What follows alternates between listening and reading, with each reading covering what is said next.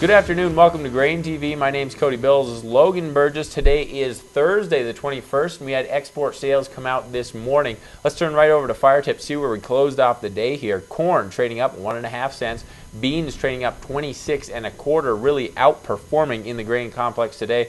Wheat down 7.5 and wheat down 5 3/4. Wheat really was underperforming here today, really on the some of the news that there should be some weather events moving into the Midwest, moving into some of that hard red winter wheat growing regions, and around Thursday and moving into the next week. That should drop a good amount of precipitation for them, and I think that pressured the wheat market today. As for soybeans here, that really shot straight up. We had some consolidation in the middle of the day, and then another leg higher. I really think this has a whole lot to do with just a technical rebound after 6 strong days of selling here. We really hammered out a bottom right around that 14.03 level and then snapped back. I think it was also spurred on by the fact that China, or there was talks that China has canceled about 2 million metric tons of Brazilian beans that they intended to import back to China. Right. And most of that is because of delayed shipment. They just couldn't get the beans out of Brazil. China cancels them, and then the question is, will they turn to the U.S. to replace those beans? Right. Is there stocks for these near-term months? Is it short enough that they look to the U.S. to buy those beans? We're going to have to find out. Of course, we had export sales this morning. Did we see any of that activity reported in this week's report? You know, relatively light week here on the export front for soybeans. We saw 107,000 metric tons sold here over the last week, or I guess last week's trade action. Trade expectations, we're looking for about 300 to 600,000 metric tons reported there.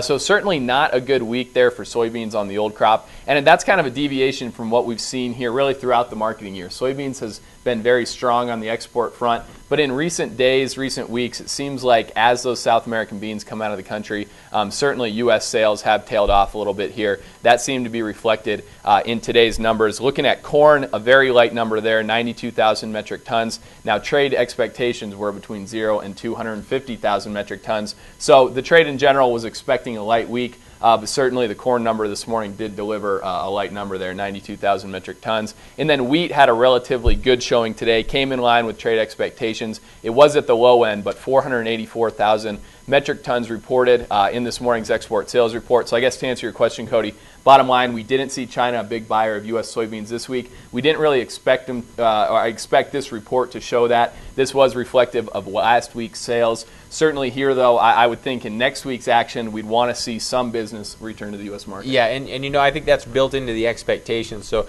next week, if we get export sales and China is not an active buyer, I think that would kind of shock the market. Yeah, now, absolutely. Logan, you know, considering the export sales that came out this morning, where does that leave us in terms of meeting the USDA's expectations? Yeah, if we jump in here to the model that we've been following throughout the marketing year here on GrainTV, as you can see here, we're looking at corn. Now, this is on the old crop, and we're now 30 million bushels behind pace needed to meet USDA expectations. Basically, the blue bars here are weekly sales figures. The red line is our seasonally adjusted pace to meet USDA projections. And as you can see, today's bar came in well low of that 92,000 metric tons reported. And in general here, week over week, we've now backed off 6 million bushels on the pace needed to meet USDA expectations. So despite the fact that the USDA continues to revise the export sales down for corn, we continue to disappoint even with the revisions that the USDA has made in the last WASDE report. Absolutely, yeah. These models reflect those revisions here. You know, weekly or on a monthly basis, we do get updated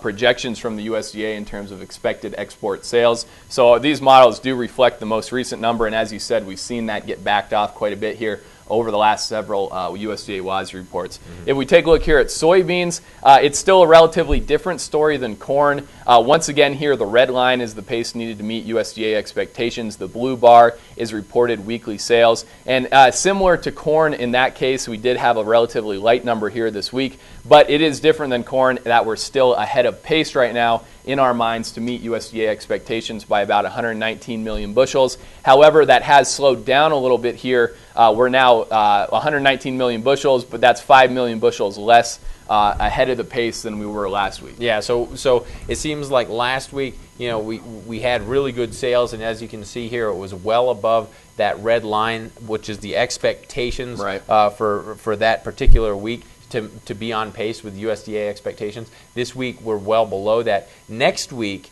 if we don't get at least above that red line, I think that would disappoint the market, and it could lead into some selling. Yeah, absolutely. Like we said, recent bull action in the soybean market has been kind of contingent on this idea that South America is not able to provide China with beans in an efficient manner. Therefore, they're going to be coming to the U.S. market, and obviously we're going to have to kind of see the rubber meet the road here in a sense. We're going to need to see those export sales booked here in the next couple weeks, I think, for that sentiment to remain in the bean market. Yeah, and we'll be keeping a close watch on the Foreign Ag Service, see if there's any reportable sales that come out, especially tomorrow. We'll definitely keep you guys in tune on Twitter. Now, one of the questions that one of our clients asked us was, how high do you think this soybean market can go right now?